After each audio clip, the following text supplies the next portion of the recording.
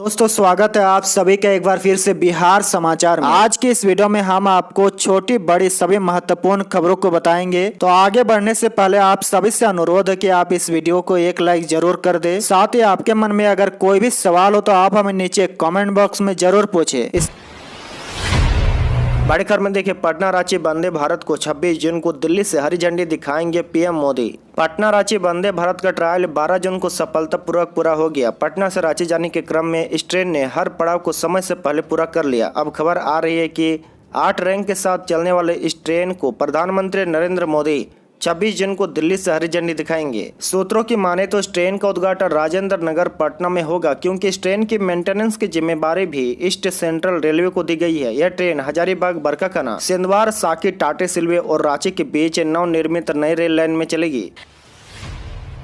CM Nitish का बड़ा बयान, आम चुनाव इसी वर्ष हो सकता है। जी हाँ, देखिए, मुख्यमंत्री नीतीश कुमार ने कहा कि देश में इसी वर्ष आम चुनाव हो सकता है। चुनाव कब होगा कोई नहीं जानता, लेकिन जो हालात है उससे लगता है कि कभी भी हो सकता है। मुख्यमंत्री बुधवार को ग्रामीण कार्य विभाग की योजनाओं के शिलान्यास और उद्घाटन के बाद लोगोगों को संबोधित कर रहे थे।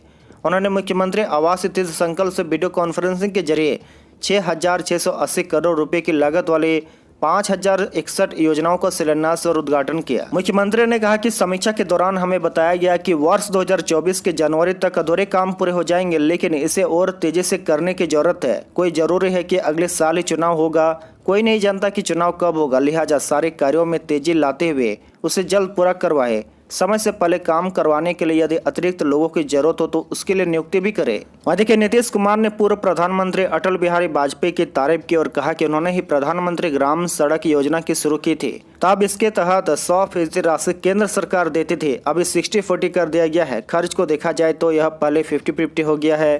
पहले 1,000 की आबादी पर सड़क निर्माण की योजना थी, आज हमें 100 की आबादी वाले टोलों को भी सड़क से जोड़ रहे हैं। मुख्यमंत्री ने केंद्र की नरेंद्र मोदी सरकार पर निशाना साधा और कहा कि आजकल वे लोग अटल बिहारी वाजपेयी का नाम भी नहीं लेते हैं। बड़ी खबर में देखिए, बिहार में 24 को नड्डा और 29 को साग करेंगे रैली। बिहार भाजपा के शीर्ष नेतृत्व ने आगामी लोकसभा चुनाव के मद्देनजर राज्य के राजनीतिक हालात व संगठनात्मक तैयारियों को लेकर मंथन किया। नई दिल्ली में बुधवार को लगभग 5.5 घंटे चली इस बैठक में प्रदेश भाजपा के कोर ग्रुप भी शामिल रहा।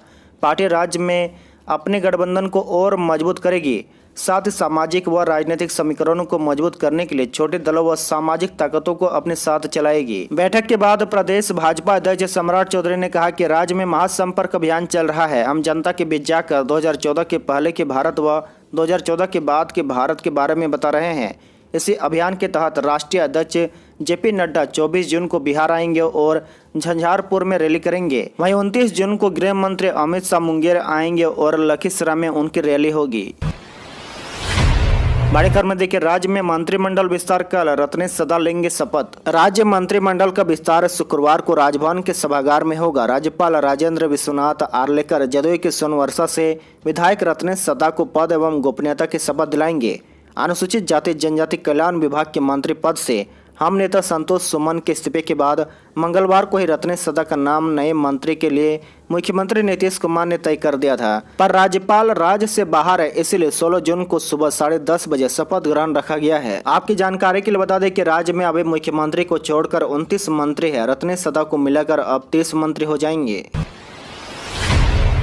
बड़ी खबर में देखिए, बिहार में शिक्षक नियुक्ति के लिए ऑनलाइन आवेदन शुरू। बिहार में 1,70,461 विद्यालय अध्यापकों की नियुक्ति के लिए ऑनलाइन आवेदन बुधवार रात 12 बजे के बाद शुरू हो गया है। इन पदों के लिए योग्य एवं इच्छुक अभ्यर्थी 12 जुलाई तक आवेदन कर सकेंगे। वहीं देखिए, परीक्षा की संभावित तिथि 19, 20, 26 और 27 अगस्त है। ऑनलाइन आवेदन भरने से संबंधित निर्देश आयोग की आधिकारिक वेबसाइट www.bpsc.bihar.nic.in पर दी गई है। इसके अलावा आपकी जानकारी के लिए बता दें कि वैसे अभ्यर्थी जिन्हें ऑनलाइन आवेदन भरने और परीक्षा शुल्क का भुगतान कर देने के बाद अपने किसी त्रुटि का एहसास हो रहा है, वैसे अभ्यर्थी आवेदन भरने की अंतिम तिथि से पहले किसी भी दिन अपने पहले के आवेदन को रद्द कर सकते हैं।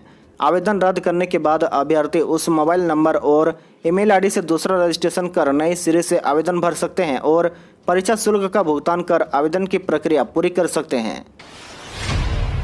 बड़ी खबर में देखिए आईएएस के पाठक ने विश्वविद्यालय को दी चेतावनी, 3 महीने में नियमित करे सत्र, नहीं तो बंद होगा वेतन। बिहार के शिक्षा विभाग के अपर मुख्य सचिव के पाठक ने बुधवार को विश्वविद्यालय के कुल सचिवों को सख्त चेतावनी देते हुए कहा कि विश्वविद्यालय की देरी में चल रही परीक्षा और अकादमिक सत्र 3 माह के अंदर नियमित कर ले। उन्होंने कहा कि ऐसा नहीं हुआ तो सख्त कार्रवाई होगी। विश्वविद्यालय के सभी शीर्ष पदाधिकारियों और जवाबदेह अफसरों तक के वेतन बंद कर दिए जाएंगे। सत्र नियमित करने के मामले में किसी तरह की ढिलाई बर्दाश्त नहीं की जाएगी। यह निर्देश उन्होंने शिक्षा विभाग के विभागीय सभागार में उच्च शिक्षा के विभिन्न विषयों पर विश्वविद्यालय के कुल सचिवों को संबोधित करते हुए दिए हैं। साथ ही अपर मुख्य सचिव के पाठक ने कहा कि 15 दिन के अंदर अकादमिक कैलेंडर, परीक्षा कैलेंडर सहित अन्य कैलेंडर विभाग को प्रस्तुत करे। बिहार के सुदूर इलाकों से 5 घंटे में पटना पहुंचने का लक्ष्य, सीएम ने अधिकारियों को जल्द काम पूरा करने को कहा। मुख्यमंत्री ने कहा कि पहले हमने 6 घंटे में राज्य के सुदूर इलाकों से पटना पहुंचने का लक्ष्य निर्धारित किया था। इसके बाद 5 घंटे में पटना पहुंचने का लक्ष्य बनाया है, जिस पर तेजी से काम हो रहा है। ग्रामीण सड़कों के बनने से आवागमन बेहतर हुआ है। छात्र छात्राओं को पढ़ने में सुविधा हो रही है। किसानों को भी उत्पादन की बिक्री में सुविधा हो रही है। जो भी अभियंता बहाल होंगे उनके कार्यों के बारे में ठीक से बताएं। बड़ी खबर में देखिए बिहार सरकार का नया फरमान, अब बीडीओ और सीओ भी पकड़ेंगे शराब, बिना वारंट अरेस्ट करने का मिला पावर। जी देखिए बिहार में शराबबंदी कानून के नियमों में संशोधित किया गया है। दरअसल बिहार सरकार ने शराबबंदी कानून को सही ढंग से पालन करवाने को लेकर अब एक नया संशोधन किया है। इसके मुताबिक अब प्रदेश के सभी बीडीओ और सीओ को शराबबंदी अधिनियम के तहत तलाशी या अन्य कार्रवाई करने का अधिकार प्रदान किया गया है। मद्य निषेध उत्पाद एवं निबंधन विभाग ने यह निर्णय शराबबंदी को ग्रामीण स्तर पर सख्ती से लागू करने के लिए लिया है। बताया जा रहा है कि मद्य निषेध उत्पाद एवं निबंधन विभाग ने सभी ग्रामीण विकास पदाधिकारियों और राजस्व पदाधिकारियों को शक्ति प्रदान करते हुए शराबबंदी अधिनियम के तहत तलाशी या अन्य कार्रवाई करने का तत्काल प्रभाव से लागू कर दिया है। इससे संबंधित अधिसूचना भी जारी कर दी गई है। आप बीडीओ सीओ संदेह के आधार पर किसी समय किसी भी परिसर की तलाशी ले सकेंगे। इसके साथ ही मद्य निषेध अधिनियम का उल्लंघन करने वाले किसी भी व्यक्ति को बिना वारंट गिरफ्तार करने या उसके खिलाफ निरोधात्मक कार्रवाई की जा सकेगी। बड़ी खबर में देखिए अगवानी घाट पुल मामले में हाईकोर्ट का बड़ा फैसला, ठेकेदार सिंगला को कोर्ट में पेश होने का आदेश। बिहार में भागलपुर के सुल्तानगंज से खगड़िया के अगवानी घाट के बीच गंगा नदी पर बन रहे पुल के ध्वस्त होने के मामले में पटना हाईकोर्ट ने बड़ा आदेश दे दिया है। पुल गिरने के बाद कोर्ट में दायर एक जनहित याचिका की सुनवाई करते हुए पटना हाईकोर्ट ने कई अहम आदेश जारी किए हैं। हाईकोर्ट ने राज्य सरकार से अब तक की गई कार्रवाई की रिपोर्ट मांगी है। वहीं इस पुल के ठेकेदार एसपी सिंगला से पुल की पूरी कुंडली देने को कहा है। हाईकोर्ट ने एसपी सिंगला कंपनी के मैनेजिंग डायरेक्टर को कोर्ट में हाजिर होने का आदेश भी जारी कर दिया है। बिहार में 3 महीने बाद पोर्टल से मिलेंगे जमीन के सभी दस्तावेज, उपलब्ध होगी 12 तरह की सुविधाएं। बिहार के लोगों की सहूलियत के लिए राज्य एवं भूमि सुधार विभाग 3 महीने बाद पोर्टल लॉन्च करने की तैयारी कर रहा है। आम लोग इस पोर्टल से जमीन के सभी दस्तावेज प्राप्त कर सकेंगे। इस पोर्टल को विकसित करने की जिम्मेदारी IIT रुड़की को दी गई है। बिहार सरकार इस सेवा के बदले IIT रुड़की को लगभग 16.50 करोड़ रुपए का भुगतान करेगी। इस पोर्टल में फिलहाल 12 तरह की सुविधाएं उपलब्ध होगी। इसके अंतर्गत सबसे महत्वपूर्ण सेवा स्थानीय दाखिल खारिज होगी। पूर्व से किए जा रहे जमाबंदी अधिकरण के साथ साथ नई व्यवस्था के तहत मानचित्रों के अधिकरण की प्रक्रिया प्रत्येक दाखिल खारिज के बाद की जाएगी। विभागीय सूत्रों के अनुसार इस पोर्टल में मिलने वाली सुविधाओं में ऑनलाइन भू लगान भुगतान शामिल होगा। साथ ही ऑनलाइन जमाबंदी अधिकरण, आधार शेयरिंग, ऑनलाइन दखल कब्जा प्रमाण पत्र, सभी राजस्व अभिलेखों के ऑनलाइन देखने एवं डाउनलोड करने की सुविधा, ऑनलाइन मार्जेंट कोर्ट केस, भू अर्जन की कार्रवाई एवं अन्य वैधानिक आदेश, ऑनलाइन गैर कृषि प्रयोजनों के लिए परिवर्तन कराने की सुविधा, ऑनलाइन भू मापी कराने की सुविधा, निबंधन विभाग से संबद्धता और आर्टिफिशियल इंटेलिजेंस के द्वारा अन्य विभागों से संबद्धता आदि शामिल होंगे। बड़ी खबर में देखिए साइक्लोन बिपरजॉय से बिहार में मानसून ठहरा, अगले 5 दिनों तक हीट वेव का अलर्ट, 18 जून से मौसम में सुधार की संभावना। बिहार के कई जिलों में मानसून दस्तक जरूर दे दी है, लेकिन अरब सागर से उठे साइक्लोन बिपरजॉय के चलते यह एक्टिव नहीं हो पा रहा है। इस साइक्लोन के चलते अररिया, कटिहार, पूर्णिया और किशनगंज में स्थिर हो गया है। इस वजह से दूसरे जिलों में लोगों को भीषण गर्मी का सामना करना पड़ रहा है। वहीं देखिए मौसम विभाग ने बताया कि दक्षिण बिहार के कुछ जिलों में अगले 4 से 5 दिनों तक हीट वेव की स्थिति बनी रहेगी। इसी दौरान तापमान 40 से 44 डिग्री के बीच रहने की संभावना है। 18 जून से मौसम में सुधार होने की संभावना है। इसके अलावा आपको बता दें कि साइक्लोन बिपरजॉय का असर बिहार में नहीं पड़ने वाला है। बड़ी खबर में देखिए, बिहार में स्मार्ट मीटर नहीं लगवाने वालों का काटा जाएगा कनेक्शन। राज्य में स्मार्ट मीटर को लेकर उपभोक्ताओं में अब भी अधिक बिजली खपत की धारणा बनी हुई है। इसको लेकर उपभोक्ता मीटर लगाने का विरोध कर रहे हैं। शहर के अलग अलग इलाके कदमकुआ, पटना सिटी, गुलजारबाग, दानापुर, खगोल, कंकड़बाग 2 में रोज स्मार्ट मीटर लगाने को लेकर कुछ उपभोक्ता विरोध जता रहे हैं। बिजली कर्मियों के लिए यह परेशानी का सबब बना हुआ है। मीटर लगाने वाले एजेंसी के साथ बिजली कर्मियों की टीम जा रही है, लेकिन उन्हें बेरंग वापस लौटना पड़ रहा है। शनिवार को डाक बंगला डिवीजन के कदमकुआ इलाके में ही ऐसा वाकया हुआ। यहाँ कई उपभोक्ताओं ने मीटर लगाने से साफ इनकार कर दिया। बिजली कर्मी उपभोक्ताओं के इसी रवैये से परेशान होकर निर्णय लिए हैं कि ऐसे उपभोक्ताओं के घर की बिजली काटी जाएगी। हर उपभोक्ताओं के लिए स्मार्ट मीटर लगाना अनिवार्य किया गया है। शहर में 6.5 लाख बिजली उपभोक्ता है। इनमें 4.5 लाख उपभोक्ताओं के घरों में स्मार्ट मीटर लग गए हैं। 2 लाख के घरों में मीटर लगना भी बाकी है। इस साल के अंत तक यह कार्य पूर्ण कर लिया जाएगा।